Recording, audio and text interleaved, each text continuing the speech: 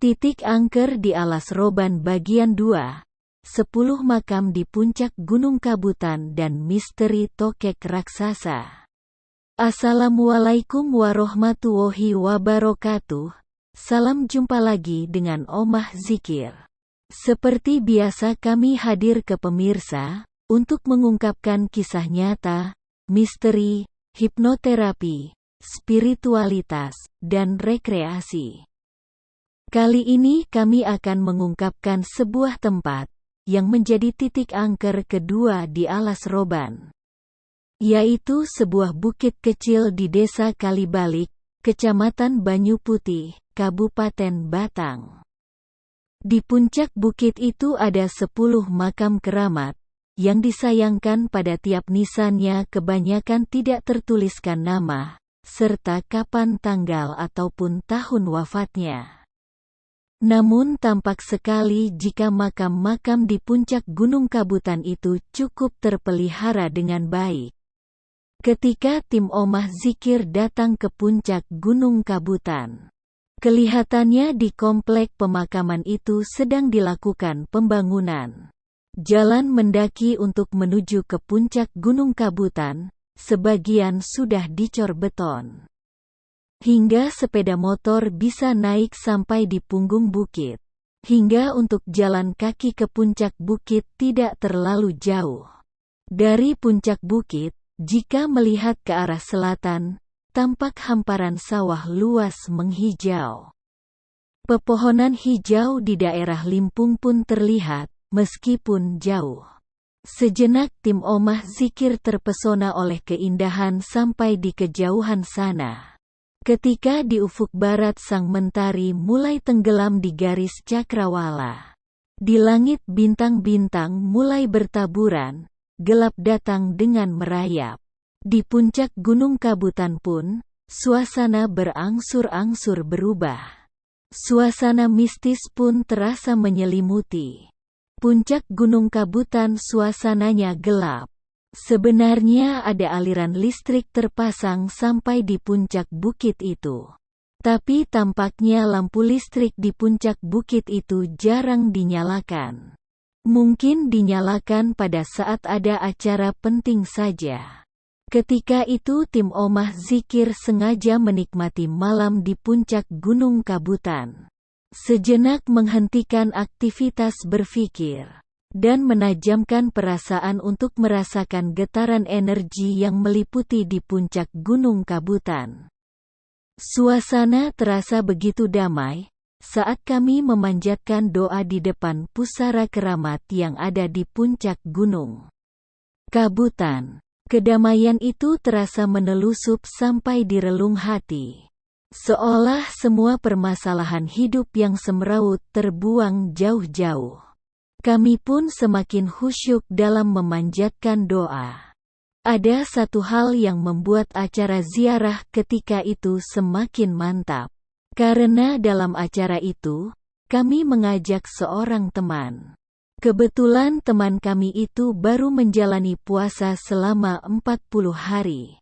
Teman kami tadi bernama Akhidianto Yahya, warga Getas Blawong, Kecamatan Pageruyung, Kabupaten Kendal. Kami datang ke Gunung Kabutan pada hari itu sama sekali tidak direncanakan sebelumnya.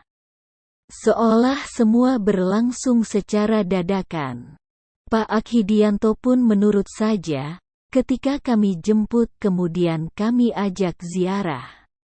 Sepanjang perjalanan, teman kami, Akhidianto termenung, kenapa semua berjalan seperti kebetulan? Seolah sudah ditakdirkan bahwa hari itu kami bisa berziarah ke Gunung Kabutan. Tapi teman kami Akhidianto terus saja bertanya-tanya dalam hati. Akan ada kejadian apakah saat kami berziarah itu? Malam pun merambat semakin larut. Kami datang ke Gunung Kabutan berempat saja. Dan rasanya kami merasa betah berada di area pemakaman di puncak bukit itu. Hingga malam mulai menjelang, tak seorang pun yang meminta untuk pulang. Hanya teman kami Akhidianto yang nampak gelisah. Seolah teman kami itu memiliki firasat tertentu. Tibalah saatnya ketika kami sudah selesai mengirim doa untuk semua ahli kubur. Kami keluar untuk duduk-duduk santai sambil merokok. Sesekali mendongak ke atas untuk melihat langit yang bertaburkan bintang-bintang. Kami melihat Akhidianto masih tampak gelisah. Entah apa yang tengah difikirkannya. Tiba-tiba saja Akhidianto kembali masuk ke makam yang ada di tengah. Sementara yang lain tetap tidak beranjak dari duduknya. Sesaat berlalu dalam bisu. Kami bertiga yang ada di luar makam seolah hanyut dalam lamunannya masing-masing. Menikmati keheningan di puncak bukit itu. Hingga tanpa diduga-duga teman kami Akhidianto berjalan ke arah kami dengan tergesa-gesa. Ada rasa panik yang tergambar jelas pada wajahnya. Ada tokek gede sekali. Ucapnya agak terengah-engah.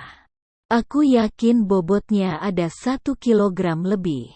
Ucapnya lagi. Kami bertiga memandangi wajah teman kami itu heran. Tokek raksasa? Apalagi sering terdengar kabar, kalau tokek yang bobotnya mencapai 1 kilogram, harganya mencapai ratusan juta rupiah. Tampaknya teman kami itu masih diliputi keraguan.